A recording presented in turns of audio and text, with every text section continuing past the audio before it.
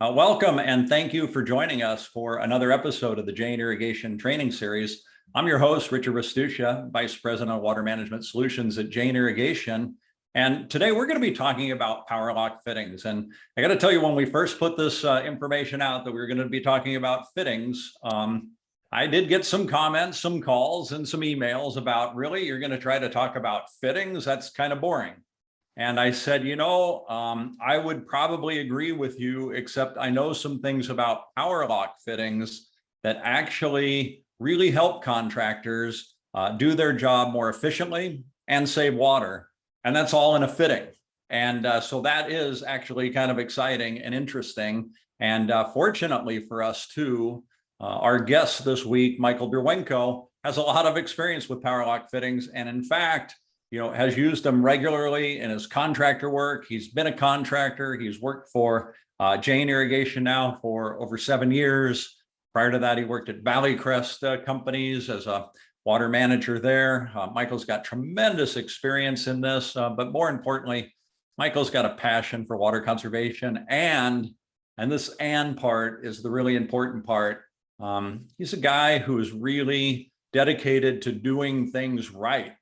And, I see so much work out there that is marginal. But when I see work from Michael Derwenko, I know it's going to be first class. It's going to be the right way. And it's something people can rely on for years. And that's what we're really after. So, Michael, welcome. Thanks for joining us to talk about Power Loc fittings today. Yes, thank you. Thank you for having me. Yeah, so Michael, the thing about Power Locs, I think that a lot of people, and I should rephrase that and say Jane Power Locs, it solves a really critical issue for a lot of contractors, and that is, I think that half-inch tubing sizes differ from contractor to not from manufacturer to manufacturer. Is this true, and what's the challenge about that for contractors? Yeah, I think there's actually a few variables that go into the difference in sizes. I think it's not only manufacturer. I think it's sometimes how the tubing is stored or shipped, or what point of the process you've bought it, how long it's been sitting on the shelf. Like any polyethylene, it's going to expand and contract, and half-inch tubing does that. And there's nothing worse than going and buying tubing and then getting out to the field and a fitting not fitting. And so it just becomes an issue, and obviously sitting around costs money. Yeah, and then the other thing I always thought about, right, coming from the maintenance side of the contracting business, if this, your photo here, great photo, by the way, the Jane Power Locs and the total CV from Jane also. But if I'm a contractor and I roll up to this job and I didn't install it, which most maintenance contractors didn't install the job they're servicing, how would I know what size tubing that is or what fitting? I just wouldn't know, would I? Yeah, not particularly. And I think, the irrigation industry's gotten a lot better over the last 25, 30 years of trying to standardize sizes. I think, typically on the landscape side, we try to keep a midline around 17 millimeter, not just for fitting kind of protocol, but for, hydraulic, the hydraulics of it. I think if all of a sudden, you introduced an emitter line that wasn't a little more standardized, you'd have flow inconsistencies when you do the patchwork or retrofits you're talking about. So I think it makes sense as a whole market to try to provide the most consistent size for the most popular used tubes, which are pieces of tubing, which are half-inch and 17 millimeter.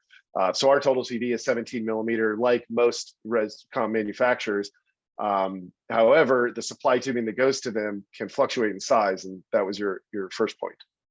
Yeah, so if I keep these Power Locs on my truck, I'm not going to have to worry about that. I'm going to have one locking fitting that fits them all. Yeah, I mean that's the hope. That's the hope, and that's why we have a few different sizes as well. So okay, great. Well, we're anxious to see what you have here.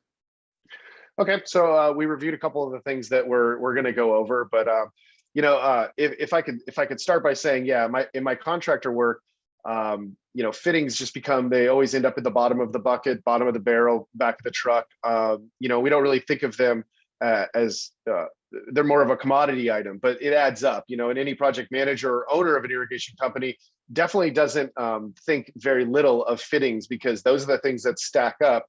The big stuff you can see, the rotors and whatnot, usually stay around, but the fittings are the stuff that disappears. And so you don't want to have a bunch of stock that doesn't have any use. You want to try to have things on the truck that are of use. And that's why Power Locs make sense. I've only used 3 or 4 configurations of fittings my whole life. I've always, unless you're patching emitter line or tubing, a coupling is very rarely used. If it's installed properly and stapled down and put under ground cover, unless there's like a hedge trimmer or something coming through it, it should stay, installed properly. Typically, when a lot of couplings are used in the field and you see different tubing lines, it's because nobody's stopped to do it correctly. Like you said in the beginning, I like to do things properly, and if I see problems or voids in grids, which happens all the time here in the Southeast, I see, instead of patching one line, the whole grid needs to be contemplated. There's a lot of ground cover that's not replanted. If you're not replanting plants, I've never understood why they leave those grids of water there. But I think a lot of it comes down to the contractor that's on site and the maintenance saying, I don't have the time to go sift through the different fittings and find emitter line and tubing and what, I don't even think they think about flow rate. But the patchwork is very shoddy, and it just gets worse and worse and worse. And that's how we lose water, we lose plant types, and trip and fall accidents happen. So I want to say that to start. But the first thing we wanted to lead off with was the different sizes. And I think this is not something that a lot of landscape contractors are used to. I surely was not aware that there was any barb fittings that didn't exist besides like the brown 17 millimeter fittings I used for years, or compression fittings. And lo and behold, there is. So with Power Locs, it's great. We have 5 different sizes. So we use them on our ag side as well, all the way up to 1-inch tubing. So not only are they ergonomically correct, but they also, if the PL55, which is our landscape Power Loc, doesn't work, we sell 4 other sizes, going down and then up in size. And so some places in the country like smaller diameter tubing, and some places like larger if you have longer runs. But they all have the same, locking mechanism that just, makes if you have turnover in your employees or labor, it makes it really easy to teach them how to install these things and continue maintaining. Yeah, when I was installing with insert fittings or compression fittings, if I was doing 1 or 2, not a big deal. But if I'm installing all day, that's where the Power Loc really made a difference for me. And I want to just ask this question now. The Power Loc, the fitting itself, it'll actually the nut will screw all the way off. Is that right? Yeah, it comes all the way off. So you try not to do that, but it should lock properly onto the tubing when you loosen it to basically open it up to tighten it.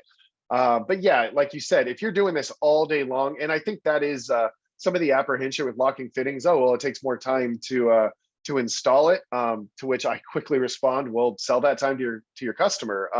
If you're doing something properly, and if you can upsell the fact that they now have a locking fitting, which is very popular in high traffic areas like parks and easements, and mall strips, instead of putting the same fitting on there that keeps blowing off over and over as the ground cover erodes away and then the sun hits the tubing and you get this expansion, they just keep putting it on there.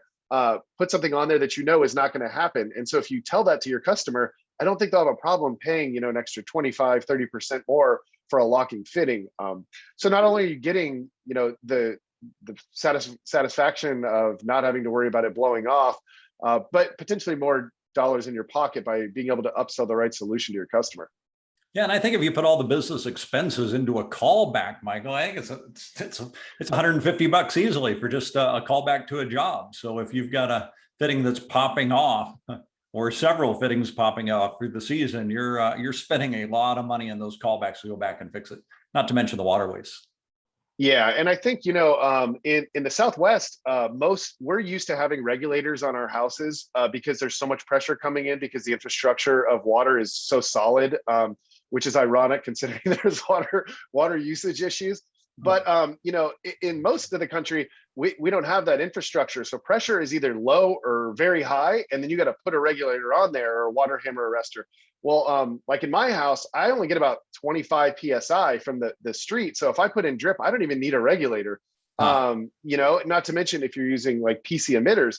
So when I used to have the problem was when I was putting pumps on big systems and we were using 3/4 inch line for those maxi jet stakes I was talking about a couple weeks ago, which are the stakes are used a lot, and you have so much pressure in these systems that I wouldn't trust in a regulator, or I didn't really know much about regulators. We were always trying to dial our pressure in to 40 psi so stuff wouldn't blow apart. So this would give me the peace of mind, and it's way faster, cheaper, and more affordable than clamps, which are the alternative to a locking fitting now. It's like a clamp fitting.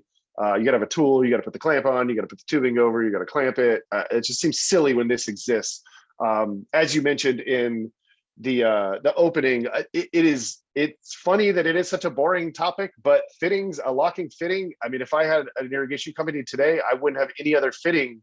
Even if it's not our locking fitting, I'll say just use a locking fitting. It makes no sense to continue battling compression and insert fittings.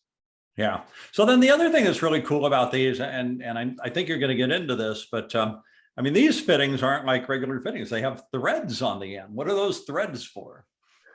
Yeah, the ones on the screen right now, or the ones on our, so these are our adapters. So typically when we come out of the ground,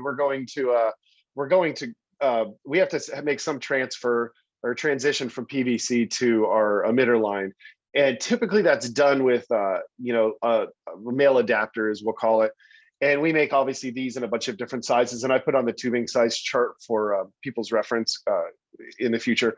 But male adapters were something that I always used and sat there on my lunch break in the shade and, put 60 of these together with Teflon tape, and had arguments about the right way to put on Teflon tape with employees.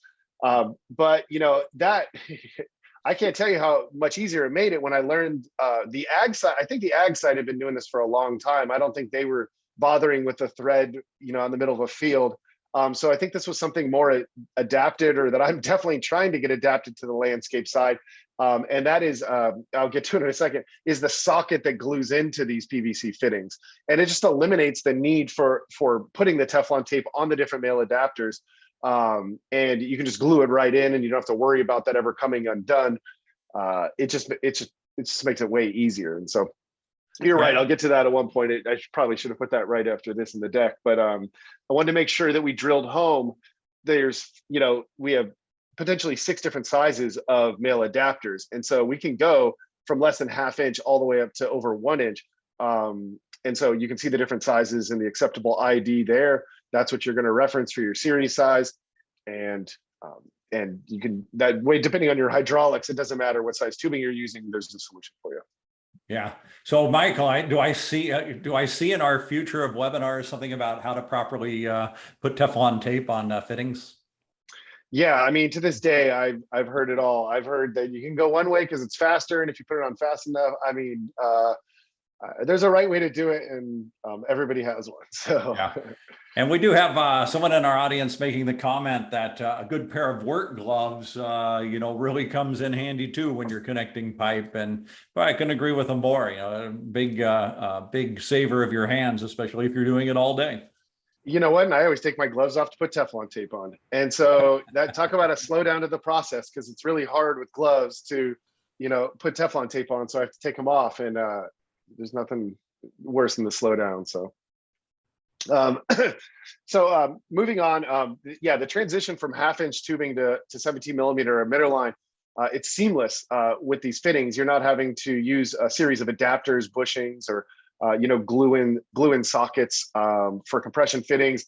For insert fittings, you don't have to worry about the barb of the manufacturer's fitting you're using working.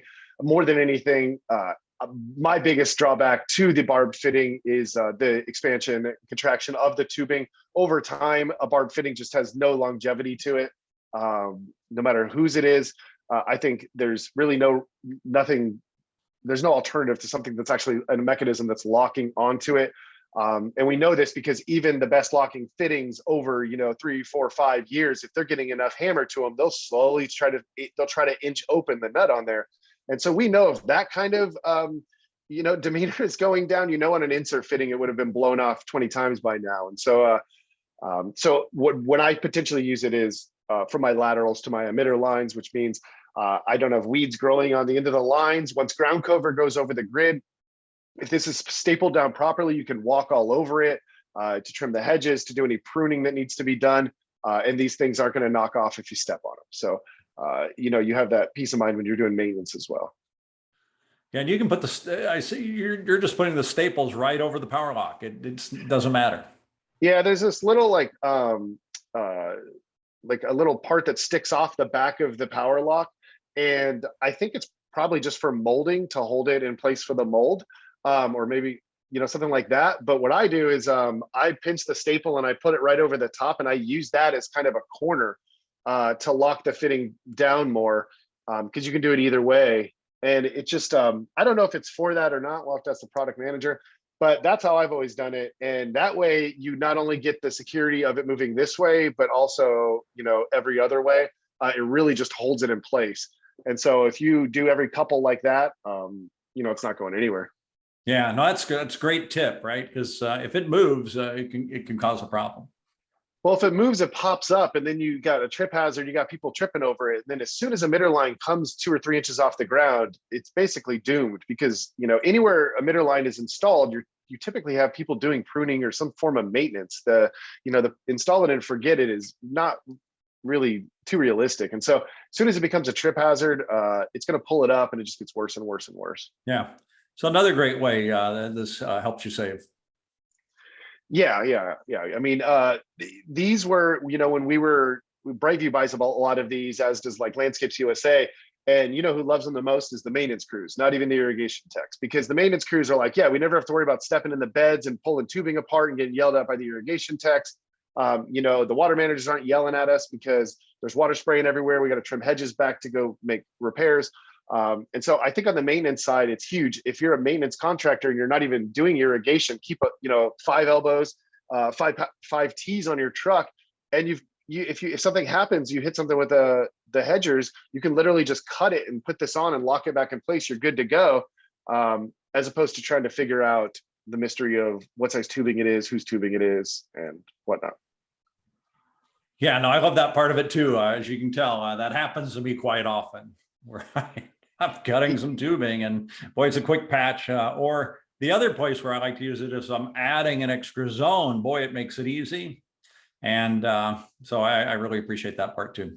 Well, maybe we'll do a Hall of Shame webinar, because I have about 25 years of amazing photos of bad irrigation techniques. And since I've gotten back to Florida, that some of them are the hypocrisy of people just doing the same thing over and over. They're literally taking an insert fitting off, just putting it back on, or replacing it with another one.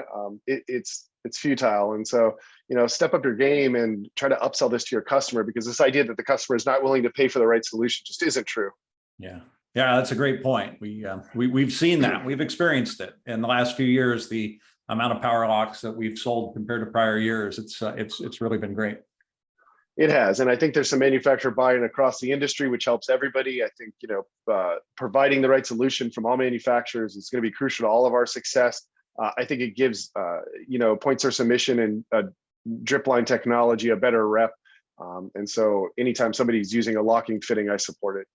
Yeah. So these glue, what you're showing here on the screen now, these glue, when would you use that application? Yeah, so typically on an install, and like you said, if you're doing a retrofit, but basically, we call them stub ups. And as we're installing a system, we're usually coming off the lateral and main lines and producing a PVC stub up that just comes about a foot above the ground until the grade is finalized. Once the grade's finalized, we're going to come in and cut that stub off to the grade surface. And instead of putting an elbow on there and then screwing a Teflon male adapter in there one at a time, you can just glue the socket right into the elbow. So it eliminates the whole Teflon male adapter aspect, which I've never really understood, because I've never taken one of those male adapters off to put a new male adapter on.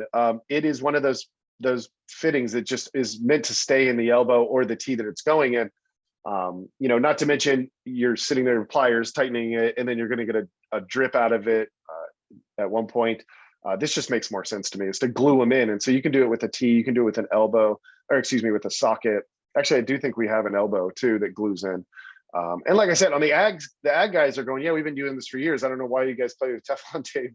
But The landscape side, I've been sending photos over the last year or two, and people are just like, I had no idea a socket existed. So Yeah, and I'll tell you why, right? It matters now. Water is getting so darn expensive. People are really looking at drip irrigation now as a solution, and they want to use good quality products. well, and that's a good point. You don't have to teach someone how to put Teflon tape on something, so you can just tell them to glue it in, which they already have to do. So, I mean, yeah, you're eliminating a step that requires some experience by doing this. And on the left, I also put some hose thread. We do have hose thread for our Power Locs. Where other manufacturers may have 4 or 5 locking fittings, which, like I said, I promote that. We have like 50 different kinds of Power Loc fittings. So I always tell my contractors, just let me know the install, and I'll provide the right SKU for you. Because this idea that you're working with an elbow and a T and a male adapter is just not the case anymore. Especially in caps. Anytime I see somebody installing a bunch of in caps on a site with no flush valves, I get a little weary. And so you can tell a lot by a fitting about how much somebody's knowledge of drip line. Yeah, and Michael, these hose threaded Power Locs, I showed this on the webinar last week about how to water trees in turf in a drought. And I basically take the hose threaded Power Loc, put it on the end of a hose, use some total CV emitter line Jane tubing, and don't make a complete circle. I leave a spot in the middle so I can open it up and put it around the tree. And then I just trickle my hose on. And this is a great way. It's a great use of this Power Loc with the threaded hose thread to water your trees in a drought when you're not really able to use your sprinklers. Yeah, like a temporary, we call them gator bags in the South. They're like a big bag of water you just put at the bottom of the tree, and the rain just fills it up every day. Yeah, exactly. I mean, Power Locs are a home run for homeowners, because you've only got like 30 fittings in your whole yard. I think most of the apprehension that I get from Power Locs or any locking fitting is when you're doing like a whole apartment complex. You really start trying to iron out the 20%, whether or not a person's going to buy it, a customer's going to invest in that, which could be a whole nother webinar on upselling, the high-end stuff in drip irrigation. But if we can just get contractors to buy in on the retrofit and the repair side for now, get comfortable using a locking fitting, the time will come where you'll only be installing locking fittings, just like you should only be installing smart controllers. And so it's just a matter of time how fast your company kind of evolves to that. And I'd be hard pressed. I don't think we've ever had anybody return a Power Loc because they didn't like the product. So, and we know from our website store that we get a lot of homeowners that love the Power Loc, in small amounts. And so we know the technology is there. We just need to make contractors feel more comfortable selling it to their customer. Yeah, the other thing, what you just said to how to sell it. When I was selling in the contractor world, one thing's for sure, most of the guys that I competed against, they thought their value to the customer was showing them the least expensive way. And customers are always hearing this. And then we would come in and we would say, this is the best way. This is the most efficient for water management. This is the one that's going to last the longest. And I think people liked hearing that. They wanted to have the best. I mean, it wasn't 2 or 3 times the cost. It was more, but not that much more. And I think people really are weary of, let me show you the cheapest system instead of here's the really good quality system. Yeah, I mean, I think we also work in a market where people are a little more trusting now. I think, when we were trying to, the irrigation industry, when we were trying to upsell smart controllers in the late 90s, it was a new thing. I don't think homeowners wanted to spend more money for the technology they didn't really trust or understand yet. So I think that kind of trickles down from smart controllers all the way to fittings. I know when I was younger, I always undersold jobs. I was always trying to be the cheapest, and I would have my more well-off clients going, why are you charging me $40 an hour? You should be charging $80 an hour. You have 2 people out here. And so a lot of times I learned a lot from my customer base, opening up to me and saying, look, you should be charging more. Or when those callbacks we talk about, the first time you do a callback on something, you realize that you've undercharged because now you're losing money. And so I think experience, but I also think that there's just a comfort with your knowledge, and I think people are getting better at knowing about irrigation. I think our contractors in general want to know the scope of different product lines. in different applications. I think that's the big one. And as soon as they feel comfortable, they won't have a problem selling it to their customer. Yeah. Yeah. That's a great point, Michael. Thank you. Mhm. And so there are various Power Loc options, as we mentioned. Once again, I put this up for reference. You can see on the right side, these are just our 55 offerings. And so our 55 offerings are what we use in landscape on Rescom.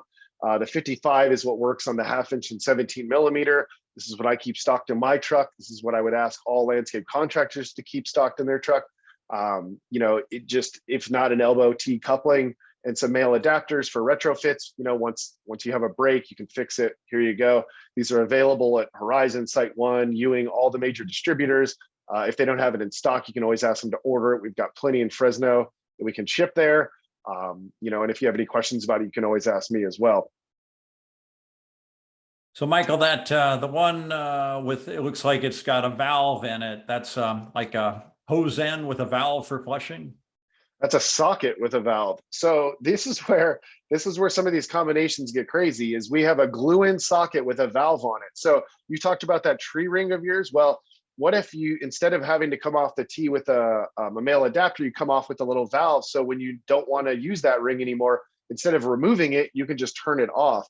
And so you could basically isolate different areas of your yard. Maybe your roses don't need water during the winter or something like that, or even during rains is what I do, because a rain sensor is great to shut down my whole system, or even a station. But I have like different things in my drip stations that even need water sometimes and don't if I have flowers. And so this is what I use to isolate different areas. And you could do it for tree rings too. Once a tree's established, it no longer needs that additional tree ring. This is an easy glue-in socket, small footprint, boom, there you are. That's really cool. So even if if I'm growing food in my backyard and I've got beds or raised beds, or even a portion of my beds that I'm not using because it's late early in the season, I can just shut off the water there, but still use it everywhere else. Yeah, and it glues right into the PVC fitting. So yeah, you've just eliminated the need for a thread at all. Yeah, very nice. And then kind of lastly, for our contractors out there, we are on CAD details. We do have legitimate drawings for these. Fitting submittals for architects and specifiers are not typically super popular. Usually it's, even specifying certain kinds of emitter line just started kind of happening, I would say in the last 20, 25 years. It typically was like, just use this flow, any manufacturer of this quality. This whole, you have to use manufacturer A, manufacturer B, manufacturer C, I think has been promoted a little too much by manufacturer A, manufacturer B, and manufacturer C. But the general idea is there are plenty of manufacturers out there, and don't ever hesitate as a contractor to question your specification, because I know as I started to learn more and more, when I would get blueprints when I was younger, I would just install whatever they wanted. And then as time went on and I learned more about product lines in the market, I would go back to my specifier and constantly have as-built requesting different products that were better than the initial intention, and then going to the end user or customer and being able to upsell them, and no questions were ever asked. Specifiers don't really feel questioned when you want to put something better than what they've spec'd in. It's usually just they have kind of their mindset and you have yours as a contractor. I think that detachment sometimes creates a little bit of friction in our industry, which is unfortunate. But I think the main reason is because as contractors, we just don't speak up. We think that because an architect puts it in a print, we have to use it, and that's not the case. If you can provide equal or a better value product, you can put up an as-built and potentially get a better product on your site. Well, that's a great point, Michael. What a great way to build the brand of your company. Again, we're quality, and who wouldn't want to buy from that? Right. And it just, you build more manufacturers partners, which means, you got more people, more resources. Why put all your eggs in one basket when you could be working with multiple manufacturers and levels of support? Because as you can see, just in a fitting, if we have, 60 to 80 options, can you imagine the options of all the other stuff out there? I'd be hard pressed to say that the same fittings you've been installing and same tubing you've been installing for the last 30 years is the best out there, and there's been no changes or any innovation in the industry. I think we all know that's true, and we don't want to be lazy. We want to make sure our customer gets the best solution. Yeah, you bet. Thank you. And so, yeah, we have those drawings, and then I wanted to leave my information up here so anybody can get a hold of me if you have Power Loc questions. We were very well stocked. I know during COVID, a lot of distributors were out of a lot of fittings and popular items, but we are very well stocked on Power Locs now. So just, let us know or let your local distributor know if you need some. In stock and ready to ship today. Ready to ship. Michael, thanks so much. I was concerned that people would not get enough out of this presentation because of the subject, but hey, you made it so clear, understandable, and certainly we know the value of Power Locs today. And I think that something else you said was, as an industry, we want to raise our levels so that the adoption of drip irrigation, especially because of its water conserving qualities, is taken on at a faster rate. And you achieved that today. I really do appreciate it. And listen, to all the viewers out there today, Michael's serious when he gives his contact information, says, get a hold of him. He will respond back to you. He'll help you with your projects. This is a resource that you should really use, and we're and he is sincere in saying use it. So Michael, thanks very much for your time today. I really do appreciate it. I want to say thank you to all the viewers out there, and remember, we've got over 200 hours of training on our Jane Irrigation, janesusa.com website /trainings. You can view all of them there, or you can listen to them wherever you listen to your favorite podcasts. I know, Michael, many people are out there working today, listening to your podcasts, improving themselves while they're working. It's really a motivating thing. It's really great. So again, Michael, thank you. Thanks everybody. And we'll see you guys back here next week. Thanks very much. Thank you.